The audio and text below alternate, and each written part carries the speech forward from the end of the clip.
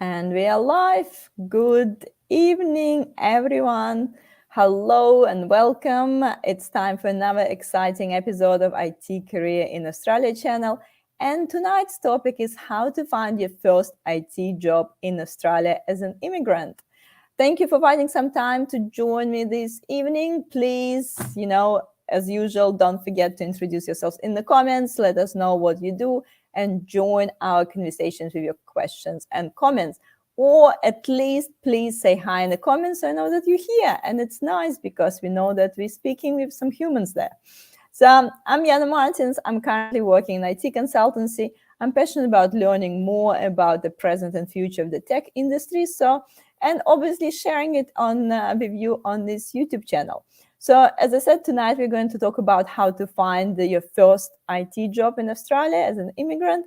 And Nash is going to, share his exciting career doodles and and some advice. He recently wrote a book on career that called The Big Book of Career Doodles. So it's quite creative. We'll definitely show you a few sneak peeks during this stream. So obviously, if you know any friends who are looking for their first job in Australia, make sure to share this video with them. Tag anyone who need to hear this tonight. Before I'll pass it over to Nash to introduce himself, I just want to quickly remind you the usual housekeeping that we're streaming live on LinkedIn, Facebook, and YouTube. If you missed the stream, no worries. You can watch the replays by subscribing to my YouTube channel, IT Career in Australia. I go there every Wednesday, live every Wednesday at 5:30 p.m. Melbourne time. And we're talking about various things about IT career, job search, and in and out of the tech industry in Australia. And obviously, make sure to join my meetup group as well, so you get notifications about upcoming events as well. And I always encourage you to use these live streams, not only just to gain some knowledge or hear some insights, but also to use it as an opportunity to network with people in the industry. So you can network in the comments, or you can, win the giveaway at the end of the stream. So there is plenty of ways to network on this channel as well. So please make sure to ask as many questions as you want, and we'll try to answer them live as much as we can. So that's probably enough of me. James is here. Great to see you. All is here on Wednesday. Thank you so much for joining me. Nikita is here as well. I'm new to Sydney, looking for a job opportunity here. Thank you for commenting. So guys, please, as I said, say hi in the comments, because it's always nice to see that you're here. And that's enough of me. Nash, please pass it on to introduce yourself. Make sure to unmute as well. Yeah. Thank you, Jana, and welcome everyone, and good evening to you. My name is Naishadh Gadani, but you can call me Naish, as a lot of people call me, because the name is difficult to pronounce. And I'm a career practitioner for last 14 years, and I have worked with hundreds of job seekers to help them find first job, but also help them to design their career in various sectors. And I came here as an immigrant. I had a lot of hair. I lost a lot of. I think bank took a huge chunk of that in my mortgage. But I'm really kind of excited to talk about this topic that is very close to me. It's also my personal experience, but more or less that a lot of migrants and international graduates that I worked with, and seeing their challenges, I think I'm at a better position to guide at least initial phases, that what to do or what to expect in this kind of in Australia when you're looking at first job. Yeah. Thank you, Nash. We have a few more people joining. Rohan's here, waiting for his 189 PR visa and expecting to be here in 1 or 2 months. Offshore now in India, and solution architect and working for ABN at the moment. Here we go. So as I said, that's your chance to network here, people. So make sure to say hi in the comments. You never know. You never know what's coming in 2 months. Naish, thank you for a Sure. quick intro. I think I was gonna change. I was gonna start this live stream just a bit of a, maybe with some personal stories, because we can give them millions of advices and like ticking the boxes what you need to do. But I think it would be great if you maybe share. As you said, you did lose a bit of a hair in the last 14 years. So, what was your first job in Australia, and how Yeah. did did you get it? So I think my first, just I'm an engineer by qualification. So when I came here, that was the first thing I was looking at to work as an engineer, and specifically as a sales engineer, because that's what my background has been. I came here in August of 2007, and I started my job in October of 2007. So it took around about 2.5 months for me to land a job.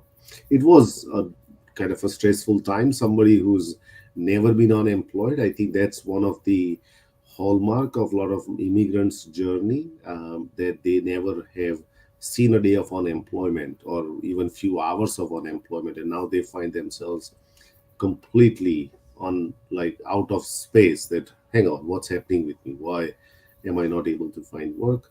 But yeah, after a few hustle, after attending 70, 80, 100 interviews, I don't even recall, and then I was able to kind of find work and then eventually I lost the job after a few months because the global financial crisis hit, and then they decided to terminate the contract. I found another one, and that also terminated my contract. So I had a couple of redundancies initial couple of years. So that kind of made me rethink about my whole career, and I always had a bug of helping other people, and I think that beat me too hard. So then I changed my career in June of 2009, and since then I've been working with unemployed and underemployed, and I've worked with people with complex barriers, migrants, international graduates. It's just this very diverse range of people that I worked and kind of supported them into finding work. So that's a bit of my story, and I'm sure that you had similar or probably a little Oh, easier experience. no, mine was worse, to be honest. I think I should, to be honest, I wanted to film like a separate short video about my first few jobs in Australia, because I think everyone will enjoy it. But I get fired from my first two jobs in Australia. Not just redundant, because I couldn't speak English. So it was like, I don't know, like took me also like few months to get my first job. But I was in Queensland as well. I was like not many jobs at all, even for Australians Yeah, back then. So I was on the yeah. Sunshine Coast, and it was 2009. So it's, Mm, yeah, been a while ago as well. And there's not many jobs in general. But if you speaking with the accent, and if you yeah, like speaking with a strong accent and don't understand people, just kind of absolutely. forget about it. So So I'll tell you a quick story. I remember earlier, when if you've been in Melbourne in last few years now, when you go into the tunnel of the city loop, there used to be no signal. You'd not get signal on your phone. And as soon as you come off Richmond, then you'll suddenly start to, your phone goes off because there's voice messages and everything. I remember I got off at, from the loop, and Richmond, I saw there was a voicemail on my phone. So I called, and I just could not understand what that woman was saying. Her name, anything, I just could not understand. But without thinking, I rang and I said, "Hi, my name is Naishadh, and I got this call from your company. I can't even understand what that person's name is, and can you tell me who called me?" And she said to me, I still remember verbatim, she said, "Look, around 200 people work here, and you don't expect me to go to 200 people and ask who the hell called Naishad." And I said, "Nah." She said, "Oh, well, if it's too important, they will call you." And I then reached home and I asked my friend to check. I said, what's his name?" And he said, "Oh, his name is Gary." I said, "Oh, got it." So I called. I said, "Gary, hi, my name is Naishad, blah, blah, blah." They said, "Oh, you called me a few hours late. We already got somebody to for the interview and everything else." Now that's what happens in Indonesia. I'm sure that people have got a lot of other stories too. But I guess if you want to kick off our discussion, Yana, then Yeah, one yeah, of one of the things that I as I kind of alluded to previously, and I see some of the comments as well around this. I think one of the main fundamental challenge of first step people should do if you are new or if you're planning to come here is to find out your place in the market. So, especially Yana, coming from an engineering background and I knew that sales was my thing. It was easy for me to position myself that I knew that I could do in sales. A lot of migrants are come from a very highly technical background to somebody who's got 10, 15 years of experience to someone's got a very kind of mixed experience. They started with a business analyst, now they're doing data, now they're doing solution architects, so quite a mix of that. So I think it is very important for an individual to work out their position in the market. Where do they want to position themselves? And as you know, as you are also into recruitment, that if you send your resume for multiple jobs, the same resume, but also that have the same approach for multiple jobs, it's not going to work. So I know that the migrants intent is that if I arrive on, I remember when I as soon as I landed on in Brisbane, in fact I landed in Brisbane, my friend next day morning he left for work and he said, Naishad, this is the job portal seek.com, this is the TFN, this is where you apply for Medicare and everything else. And at 9 o'clock in the morning I was applying for the work, not even knowing what am I up to, like not even having a slightest clue of what this market is and what people expect from me. So I think it is very important for people to figure out what what are they really good at, or sorry, where do they want to position themselves. And I think then the next question a lot of people might have is, but how do I do this, how do I figure that out? So I usually use LinkedIn as a research tool more than anything else initially, right? Is that, let's say for example you have an interest into two three different directions. You want to work as a business analyst, or you want to work as a solution architect, or you want to work as, I don't know, maybe you know technical support, right? What I want you to do is to go to LinkedIn and put in that job title there and look for people who currently work as that person, as that role. And then I want you to put in, so let's say if you're looking for a data analyst role, put data analyst and in caps, India or Pakistan or Sri Lanka, wherever you come from, or China, wherever you come from, and search for those search results into Melbourne. What you're going to get is somebody with data analyst and somebody who has got, who comes from that background, who lived in that country. Then you will be able to actually track and look at how that person's career trajectory has been. Where did they start? What did they do? What kind of jobs did they do? And look at just don't look at one person, look at 10, 15, 20 different people. You then have a kind of a sense of, these are yeah, possible pathways for me, that I can enter in this direction and I can reach over here, I can go into this direction and I can get there. And that's very important for me, Anna. That is the first thing. I know somebody was saying that he's still in India and kind of starting to come here. That's your invest. That's the research yeah, that you got to do. Is what are the possible pathways? The more pathways that you can kind of start to think of, then you will not be kind of feeling scarce of opportunities, but you will have that these are the multiple pathways or different things that I can kind of yeah. embark my journey on. That's the that's a great advice, and you can probably also see maybe even some patterns what sort of companies these people work for, because it could be, as you can find a pattern that majority of people that, I don't know, come as a BAs end up working in these three companies, and it's probably Exactly. would be like few companies that you want to approach straight away. Well, I'm just going to quickly say hi with quite a few Yes. people joining us. It's just nice to, acknowledge that everyone's here. Amit is here. Munirul is here. Rohan saying, I lost hair before even entering Australia. Good luck, That's man. okay. That's okay. You prepared, you know. um, Murat is here. Anna is here. User experience designer based South Africa, looking for first job in Australia. Yeah, looking for the job remotely. It's a whole different story as well. Ratish is trying to transition into IT to start with a non-technical role, something like testing or BA. Ratish is actually, we have a lot of streams on this Mm, topic, so I think you should go back and see. There's a few streams about people coming from non-technical background mm. to technical. Puman is saying, I'm from Melbourne looking for automation test analysis role. And Shweta have 5 years experience, technical support consultant. Now I'm pursuing my master's in data science.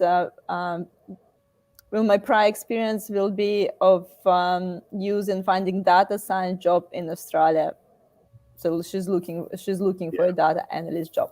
So we have a range of people joining us. So test analysts, BAs, solution architects. So yeah, so coming back to this, yeah, so first, great advice: do your research, look what people done when they had a similar role and they moved here. And also probably, I guess, the natural advice from here, I'm assuming, would be maybe contact these people and that's correct. ask them for like a virtual coffee and say, hey, like, you notice you did this pathway, like I'm in a similar pathway, can I just have a chat with you for half an hour Exactly. and ask you how you Bunch did of it, what questions. helped you? Absolutely. Yes.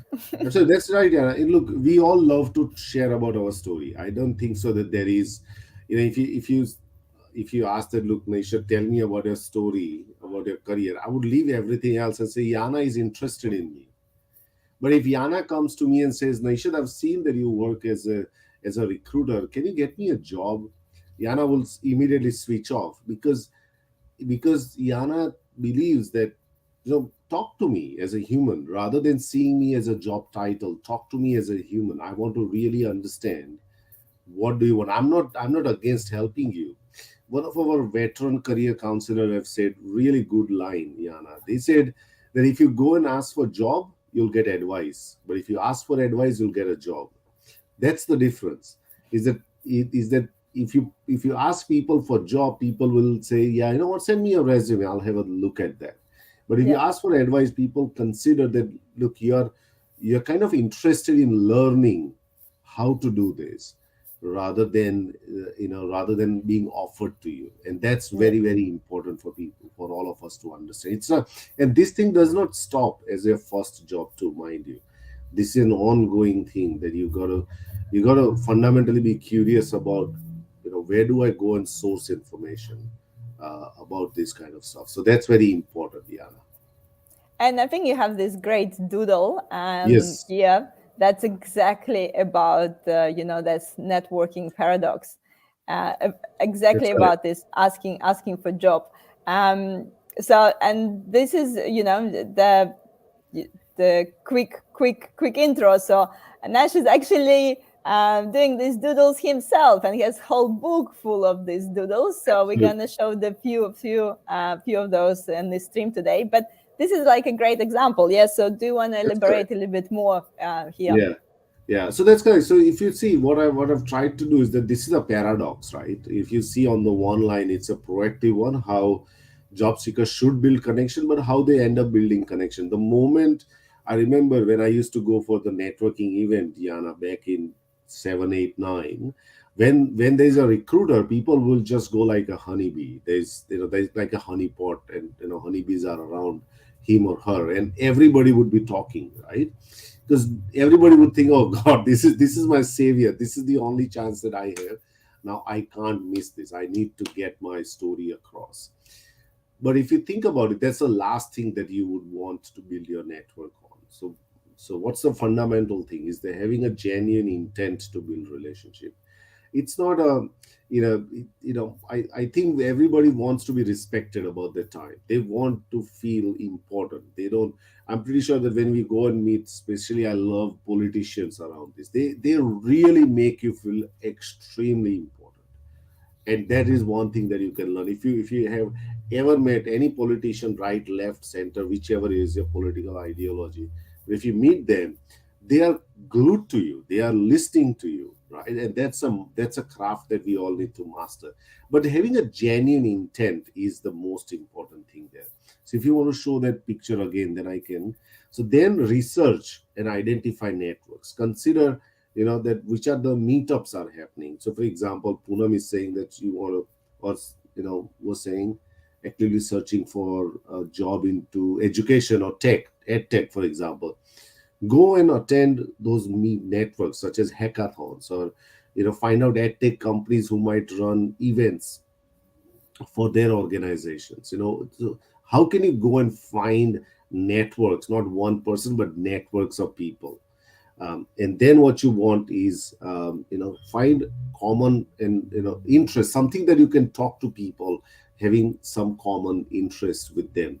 Reach out and connect. Don't LinkedIn is probably the biggest platform that you can use to reach out, but you can also take connections that you meet offline, take on LinkedIn, and also continue the dialogue. Then listen and understand their story. That is very important, that we must understand their story and listen to their story to find out what sort of difficulties, what sort of challenges that they've gone through. The more attentive listener you are, the more secrets people will tell you, the more thing that they will tell you about their experience. People will open up their network to you if they feel that I can share the story and this person has a genuine intent behind it. Then share your story, be of help to them. It doesn't matter that whether they have been here for 10 years, you can't help them. But if there's anything that of being of help to them, do that. And then ask for guidance and advice and say, look, I'm new to this one. I'm looking at to get a job into as a data analyst. I'm not sure about my approaches. You have done this previously. Would it be okay to have a chat with me? And I'm looking for some guidance around helping me. I will do everything. I'm looking for some guidance, and then ask for a job. So there is, now I'm not suggesting that this all these things has to happen linearly. I'm not even suggesting. Sometimes you can go from one straight to the top because you've built that relationship with them. What I'm suggesting is that there are several steps in that one, and you can identify where you are and say this is the next step that I got to undertake. And that's what we my view. But if you see on the other side, that's how the paradox is, that a lot of job seekers build network in a reactive way. We all are like that, not necessarily anyone specific, but we are all like that. We first ask for a job, and then we kind of start to go backwards. So I think that's why it is called paradoxical. That this is how the should be built, but this is how we build. That's why it's called paradox. But I'm can really relate to this doodle, because it's such a common mistake people do. And I think it's also people feel rushed. People feel like, oh, I need to get a job, I need to get a job. So it's all kind of in your mind, and you just start, like, I don't know, sending messages saying, like, or do you know anyone who has a job, and things like that. And it doesn't really, like, sometimes you might get lucky and suddenly, like, someone looking for a job, but in reality, those sort of message, if you're asking for the job straight away, don't really get any replies apart of send me your resume. So That's correct. That's correct. but yeah, That's but correct. if you engage, again, like, if you listen to people's stories, if you understand, so instead of asking people for a job, reach out to people and ask them what sort of events you go to. Can you recommend any industry event? Can you recommend any resources? Like, you can ask for some simple recommendations like that as well, and people more likely engage in the question like that, rather than if you ask them, do you have any jobs? So that's kind of Yeah, like a and yes no secondly, question. and yeah, and I also kind of would like to emphasize that if you are coming from a scarce background, as in that, oh, I talked to five people, I sent an invite to five people, and I did not get response from them, and that's why I'm not moving forward. I think that itself is not a great place to come from. I remember I was talking to somebody on during the career expo, and I said, okay, how many mechanical engineers do you think? He was looking at a job in wastewater industry mechanic. I said, how many mechanical engineers would be there in Melbourne? He said, I don't know. I said, just guess. I'm not asking. I don't even know that, right? He said, 10,000. I said, 10,000. Let's, okay, no, 10,000 too much. 2,000. Okay. How many mechanical engineers did you interview? And he said, none. I said, there you go, right? So there are people out there. There are, if you come from this idea of abundance, that there are many people out there who are willing to help you out there, but the point is to reach out to them, and do not be kind of satisfied that five people responded to it, then you forget, oh, that's it, one person called me and I'm done, this is it. That's what Naishadh and Yana said, right? And we are done. No, no, no, no, no, no, no, no.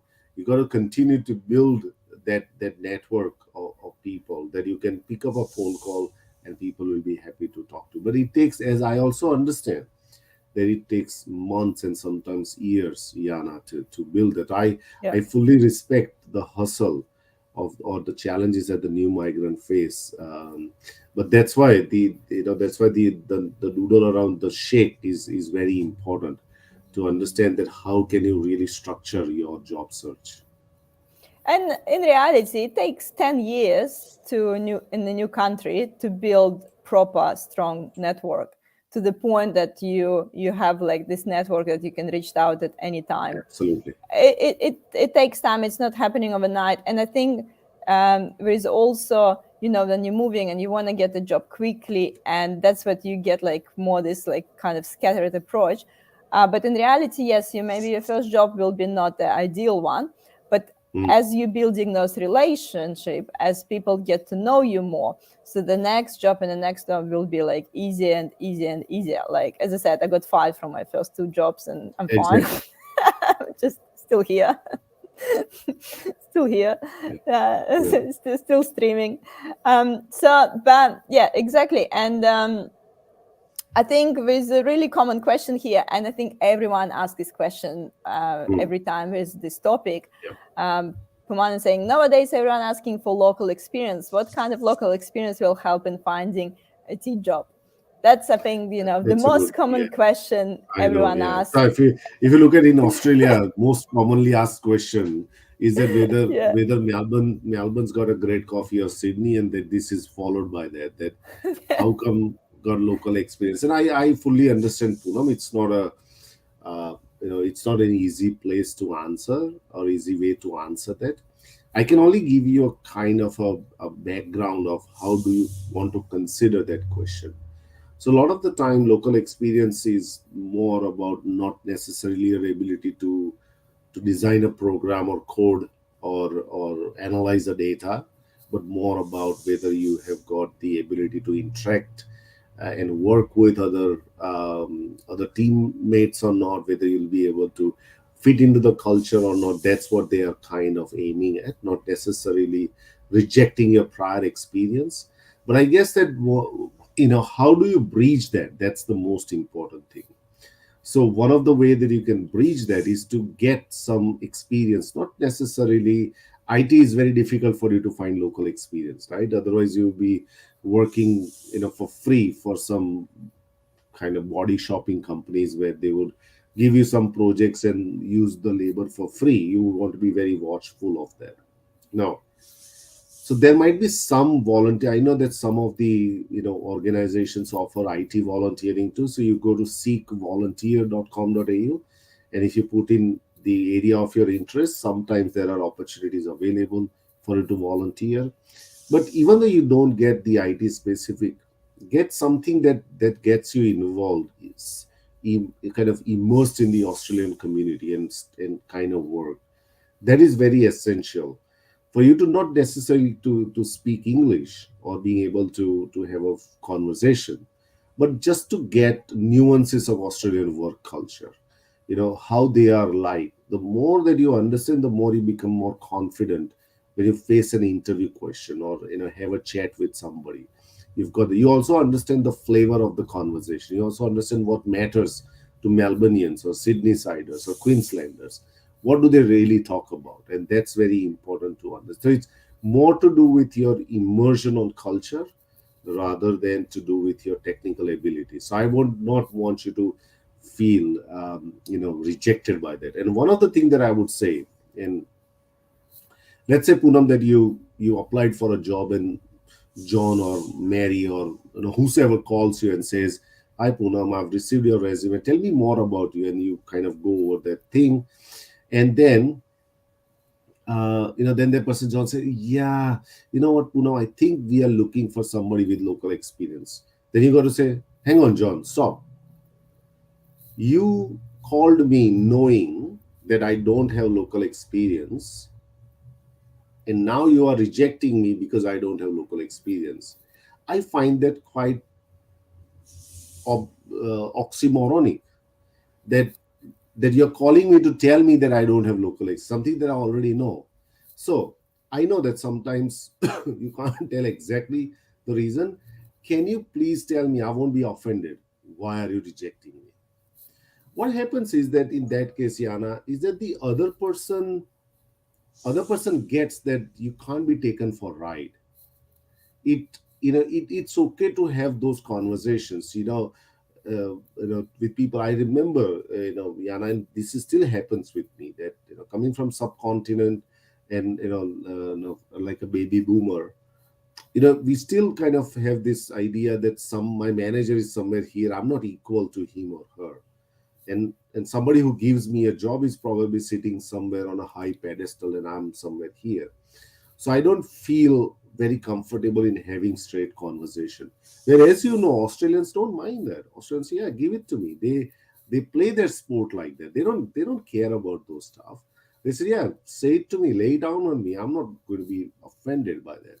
I think you will win their respect more if you have a straight conversation like that. That I want this, and you called me telling me that I don't have local experience. That's kind of pretty paradoxical. So this is Yeah. another way that you can counter this local experience question. Yeah, and I think you already kind of touched on a little bit about it's also understanding the workplace culture. It's not always exactly about this particular experience, and yeah, so understanding how people works here. And I do often mention to people that even with the interviews here, it's more about conversation. When you go to interview here, it's not a sort of like question answer and you're trying to find the right answer. It's about relate to this person and have a conversation with Mhm, this person. And I do believe that's a part of the Australian culture. Have it a bit like yeah, this mate mate mentality, exactly, where exactly. it's not And if about you the say that, levels, it's about connecting with the person. exactly. If you go and attend any conversation, Yana, I'm pretty sure the first 5 minutes is breaking the ice. It's not about Yeah. getting it. They'll ask you, "Oh, how did you come? Did you find okay?" Oh, it's pretty. Look, what Melbournians love to talk about is footy, weather. These are the two main hot topics, right? The weather, the traffic, right? Or did you get the train on AFL. time? These are the things that AFL. That's right. That's what they want to talk about, right? So initially, if you've got a little background, I don't know who, but I can tell you a quick story. I was interviewed by a CEO of a company, and I didn't actually get the job. But what happened was in the interview, sorry, I did some research and found that he used to be a Paralympian for as a swimming athlete in one of the Paralympics. He represented Australia. So I got this really great information about him. But you can't go and say, "Hey, John, congratulations on doing that," because that's like, Yeah, a bit you have creepy, to keep just this a this tiny card bit up your creepy. sleeve, Yeah. right? Yeah. So then we were talking about it, and then he said, "Oh, you know what? I've got this LCD TV. I'm going to watch London Olympics with 55-inch TV." Now that's my clue. That's my clue. So I said, "John, firstly, it's amazing to meet a Paralympian who represented Australia." And his jaw dropped. And he said, "How the hell do you know?" And I said, "I googled your name." And then his question was, "Why would you Google my name?" And I said, "Because I want to work with you, right?" And he liked that. He said, nobody has said that to him. But my point is that Australians are chilled out or like that. They are okay to have conversation. They are not like any Yankees would keep the chip on the shoulder. We are quite kind of chilled out from that perspective. Yeah, because in our culture, it could be a bit more like, oh, why are you getting into my personal life? Or like it might feel more invasive. But here, I think it's totally fine, especially if it's publicly online, mentioning something or like even simple things about, oh, like I've noticed you work in that company before, like I have a friend who working there and things like that. So it doesn't even need to be Exactly. something crazy, but you can always say like, oh, That's I my really point. like your work history. I check out your LinkedIn profile. Like I'm impressed by your like you can talk about Hmm, this stuff easily and related, like the find some common ground with the person. absolutely. We have a few comments coming in. Um, Yashad, Yashad is saying, I had to line my CV by reducing my educational Hmm, background and overseas work experience to yeah, land my first job here. I think it does happen, yeah. like Which is when which you is not get unusual. overqualified Usually, and that's then right. you get stuck in Overqualified. this. That's Yeah. correct. That's correct. Yeah, yeah, and that's fine. I think the main way of saying that is to in Australia people, and here is how I would put it, that if you are applying for a data analyst role, for example, and if you have won like you're a national badminton champion of your country, I would put that aside and say this is what I can do for you. Once you get into that, then you can tell them everything, but not at that instance, because of we are very kind of focused in that per se, that we want somebody to do this. That's it. Once you get into that, then you can tell them every bloody thing, about yourself and how amazing you are, and you're a painter, you're an artist, and you're a musician, and everything else. Tell them that, but initially just keep it to the script. That's what I would feel. Yeah, yeah, and I just it's a case by case, I guess. It really depends of the company you're applying, the role you're applying, and yeah, Yeah. sometimes that technique work really well. So if you feel like you've been applying for higher positions Mm, and you basically get declined just because maybe your communication skills is not on that level yet. Just you simply need a bit more, like a bit more to get in the workforce and understand a little bit of Australian market and things like that. Yeah, I think there is nothing wrong with like taking few things out, go for position lower, and then you quickly build up. Because if you have consistently been declined a higher position, it's maybe purely not because of your technical experience. It's purely been that cultural fit and communication that just not exactly. there yet, and you might need just like a year or two just to get there. And usually it takes time. That's the thing. I think That's right. with some communication skills, it's purely takes a bit of a time, and we also really wanted to accelerate it. But it's not about Yeah, just learning more words and get your vocabulary up. It's combination and all the things and slang and pronunciation and like yeah, millions of yeah. things. And I would also say that I have had people. I'm pretty sure that people have found work in 3 days after they're coming here, and some people took 1 year. Right, so I don't think so. There is any kind of a clear benchmark of how long does it take for people to find their first work. I however want to emphasize on one point about timing and luck. Now that sounds very kind of philosophical, but I still believe that there is an element of serendipity, and taking chances. Taking chances is probably the main word here. I think we don't take enough chances. What do I mean by that? Is that if you think of an example of let's say Newton found gravity. It wasn't that on that day he was sitting under the tree and apple fell. Apple used to fail, and he used to see that consistently. But on that day, it seemed that all his work kind of combined together, right? So a lot of great things in our life happens by accident. They are not deliberate design. We fall in love, or we find a work, or we have new experience, or somebody comes to see us, and this is just purely accidents. But in order for you to have those accidents, you got to be within that zone. Otherwise accidents won't happen. You got to be taking those chances so that those accidents can happen. There is a phrase in psychology, in our counseling, it's called happenstance. That people, the psychologists said that a lot of great thing happens by accidents, and he's named that thing called happenstance. And it's something, it's a very profound thing. If you start to think about it, you're going to say exactly that's how it happens. But it does not happen if you are sitting at home, unless there is an accident about to happen at home. So you got to take those chances. That meant that reaching out to people, attending networking events, to going out for walks, or pursuing your hobby, or pursuing a project that you like. You got to do everything, some of those Yeah. things, to make sure that those accidents can happen. And I think it's important to share, your job search paradox. We Yeah, mentioned the network paradox, but I think it's important to share this doodle as well, because it's exactly about this. Like if you just sit home and just send your application on Seek, um, the accidents might happen, but what the chance exactly, of the accident to exactly. happen? Exactly. Now, I found work on Seek, and I'm sure that a lot of other people have found work on online jobs board. There's nothing wrong with that. But the chances are still limited. So, what I'm saying is that how employers look for talent is that the posting the jobs online on a jobs board is the last thing that they want to do. The first thing is the promotion. Can I get somebody else to do this job? Can I get somebody else on casual?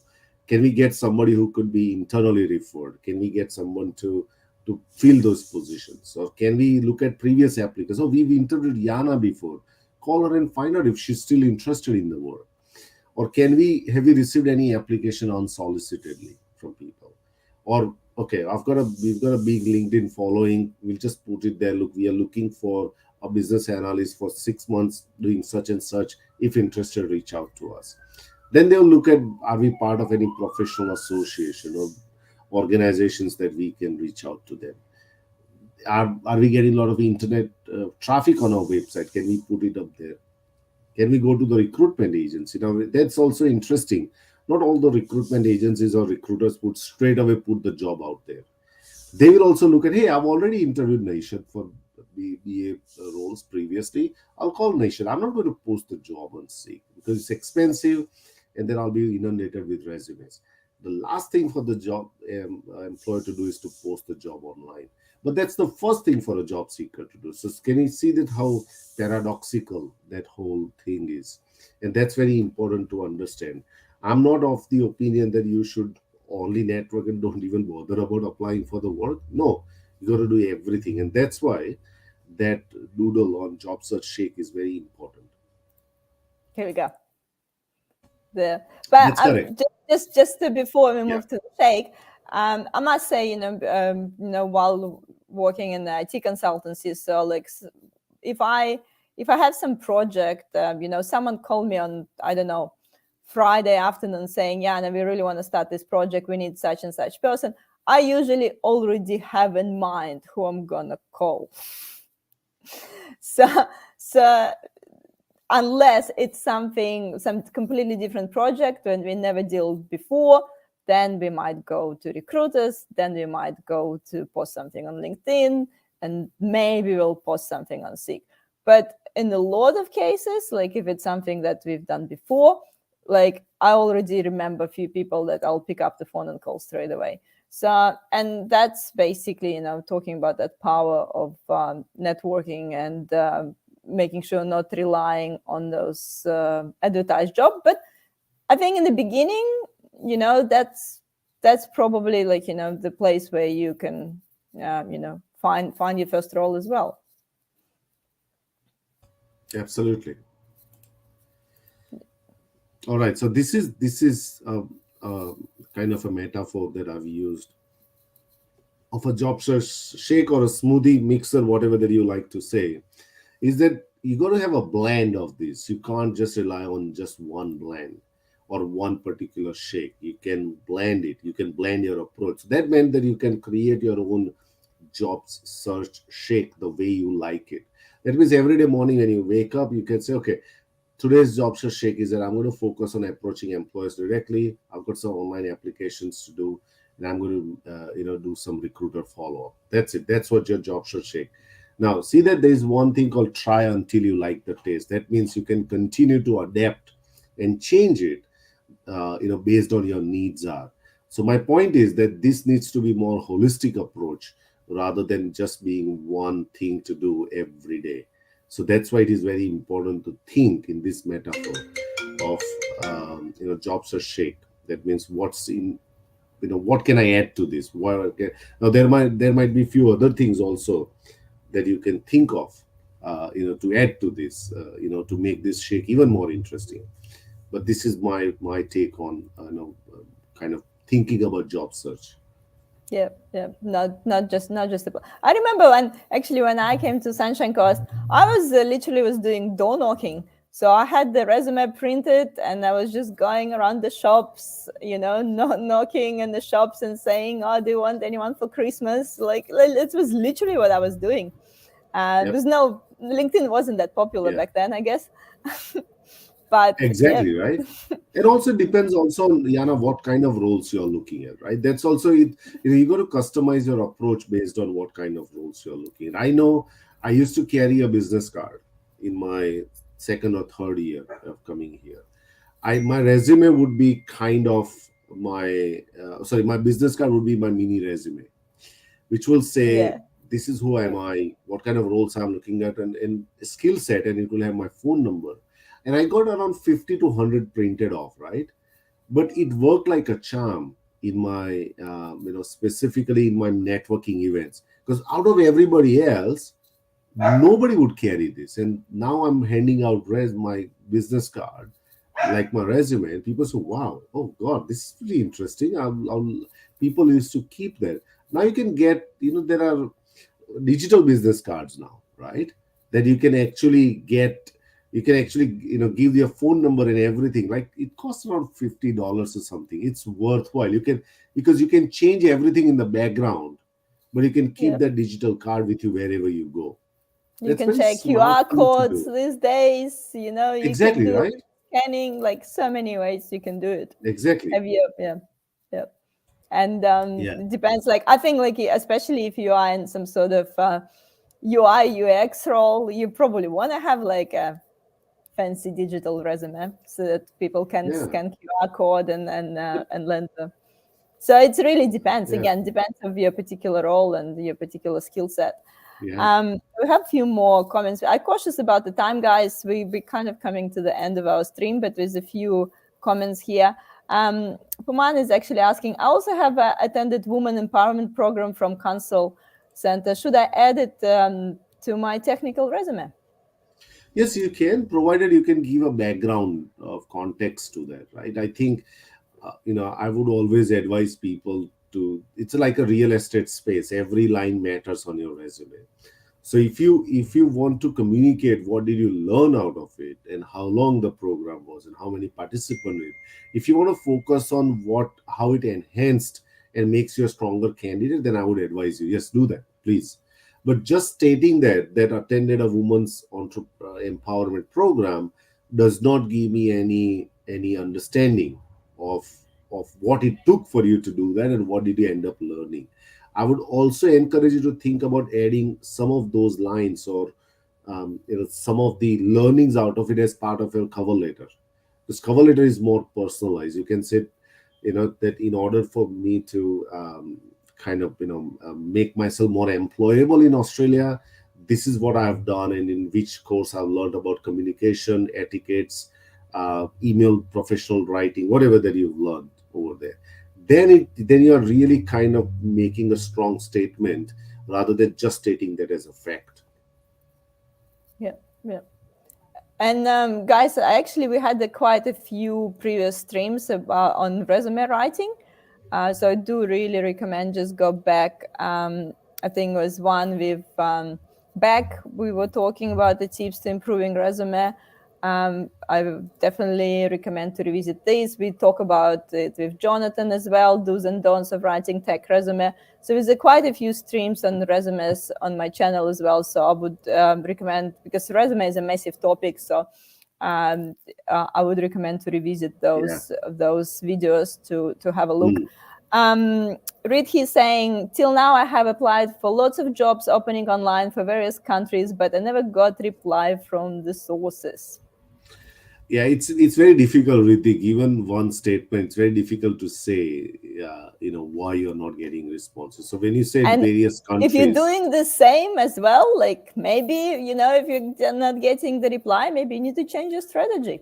that's right, that's right. And more or less, it would also depend on, which countries and whether you've got the valid visa for that. And with the secondly is that whether do they expect people from overseas to apply for their jobs or not, and what quality of application that you're putting in, and whether you are kind of doing some background work with the recruiter and say, hey, I'm looking at this one, I've got this qualification, everything else, would you consider my application? That's what I would suggest you to do. If you're unsure of that, reach out to them to confirm, because you don't want to unnecessarily apply for work and then finding out, what, yeah, I don't know, why did I apply, because I didn't have anything else to do. Yeah. And it is really hard to trying to find a job offshore. Absolutely. And just Staying offshore and applying finding, yeah, and just applying for jobs being offshore.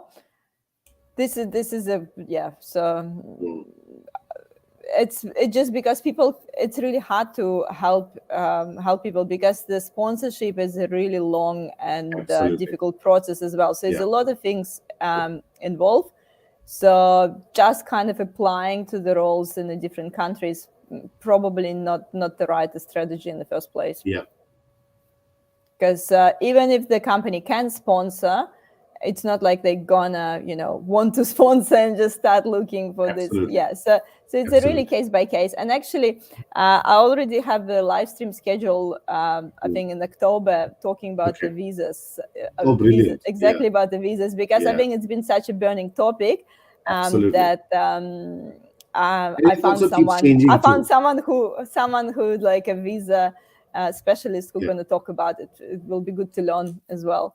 I think one more question, I guess, taking consideration of time. Rohan saying, do we have any paid support program from you for new immigrants? I'm ready to invest because I'm pretty optimistic that will be eventually be fruitful for me.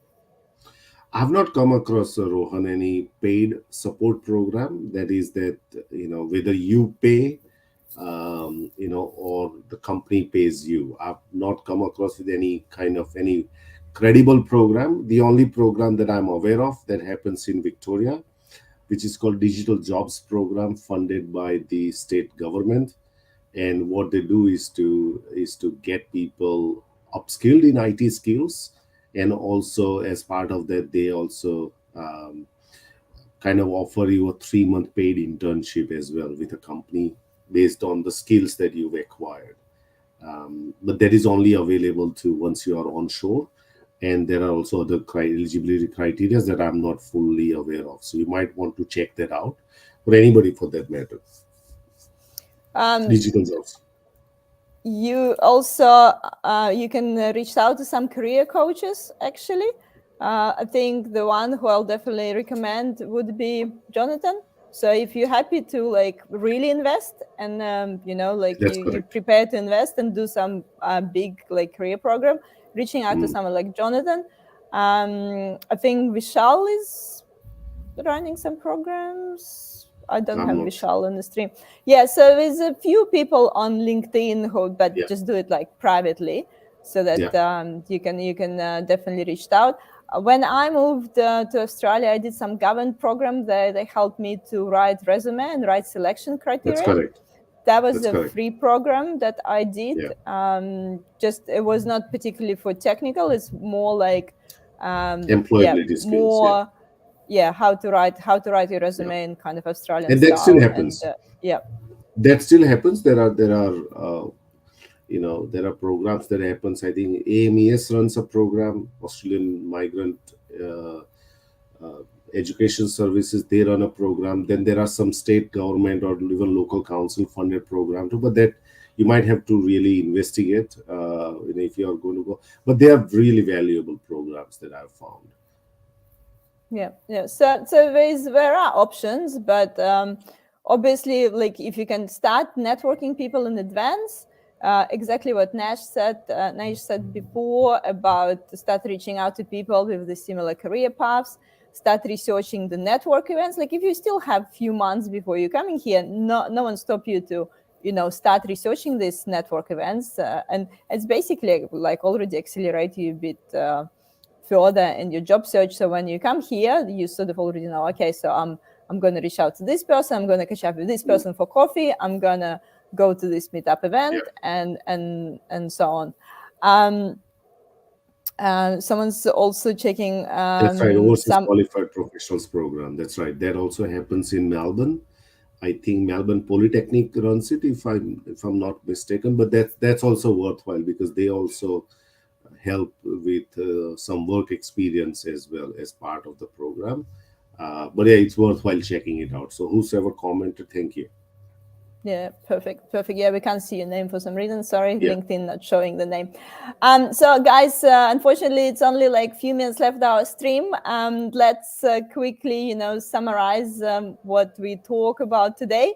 I think, I don't know, Naish, if you need to summarize how to find your first IT job in Australia in one sentence, Yeah. what would be like, the top So advice for everyone? First is figure out your position in the market, then do the research for a particular role, reach out to the relevant people, ask for advice, not for a job, and have a comprehensive holistic strategy with finding work rather than just relying on online job applications. And if your job applications aren't hitting the mark, that means you got to get it checked. You don't want to try and, it's what Einstein said, that if you do the same thing over and over again and you're not getting results, that's the definition of insanity. So you might want to change that strategy. That's what I would think. Yeah. Make a strategy, check the strategy, change the strategy. That's right. Yeah. And so Naish, we also have a giveaway as usual at our live stream. So the giveaway, our usual one, it's a 30 minutes. More than happy to offer a 30-minute chat with me where I can have a look at your resume and provide you some guidance. I think one of the topmost one you have a look. You have a look. I've already had a look. So Rohan Anand blogs. Rohan Anand would probably be. So if you want to Rohan Anand from the YouTube, if you want to reach out to me, find my name on LinkedIn, reach out to me, and then we can work out a time for half an hour chat. Here we go. Rohan, you got the giveaway today. So half an hour with Naish. So I'll, if you're not connected with me on LinkedIn, please do. So that's the easiest way. So the link is there in my comments. I'll connect you with Nash for virtual coffee chat. So before we finishing, guys, next week, quick announcement for next week. Next week is 26th of July. We're going to talk with Ben, and Ben going to talk about his career shift from accounting graduate to DevOps engineer. So probably a really relevant topic for a few people who mentioned that they're going to, change their career. So yeah, he's one of those successful career shifts. So Ben will share his experience next week. So make sure to tune into it. Rohan saying he has already reached out to you on LinkedIn. Perfect. And also, guys, the really exciting announcement as well. Don't forget that Nash has a book as well. And this book includes all these exciting, little insightful doodles that we share today. Nash, do you want to tell us a little bit about your book? So look, it's a labor of love. I've been doodling for last few years, and this book has come in collaboration with 50 other career counselors and coaches across the world, and they have written their reflection. What it gives you, these doodles, is a way to think a bit differently about your career. It really kind of helps you to, and as you can see from some of them, it clarifies things, but also it helps you to think differently. So the link is only for Australia, so you can go and click on it if you're in Australia, buy that. if you want to buy, if you're overseas, please reach out to me and I'll find a way to tell you how you can buy that book. Is it Overseas the as well. Amazon Yeah, link it's as on well? Amazon too, so you can go to Amazon.com to find this book as well. I'll just post it in the comments as well so Yeah, people can yeah, see yeah, on yeah, the Amazon as well. yeah. But Guys, thanks a I lot, probably Diana, for the should share it. opportunity. Yeah, I'll share it separately on Yeah, LinkedIn. yeah. That link, so you can go and have a look. Have a look and check out Naish book. Okay, so 6:30 on the dot. So Naish, just to finish this, thank you so much. Actually, thank you so much Pleasure. everyone for joining. It's been such a great evening. So thank you, Naish, for your time. Thank you everyone Absolute for your pleasure. comments. Been so many comments today. Please, guys, make sure to like this video, subscribe, obviously. Make sure to share it with people who need to hear this. There's a lot of resources on the channel as well. So I really recommend to check out like videos about the interview, because I talk a lot about this cultural difference on the interview as well. So make sure to check all the previous videos as well. And Naish, just to finish this stream, please, you did share a few really great quotes already during the stream, but maybe just share your favorite one. What I don't know, what is your favorite inspirational quote? My favorite inspirational quote. I just I put you think on the that spot here. I don't remember by who that is, but it said something on the lines of that the more you move, the more you realize how many chains you have. So the more you move, you realize more limitations. That's my thing. Yeah. So continue to move. My point is. Continue, guys. Continue to move. Prepare your job search shake. That would be great. Yes. And believe in your luck as well. Yes. Thank you everyone, Thank you and very much. I'll see you next week. Good luck, everyone. Bye.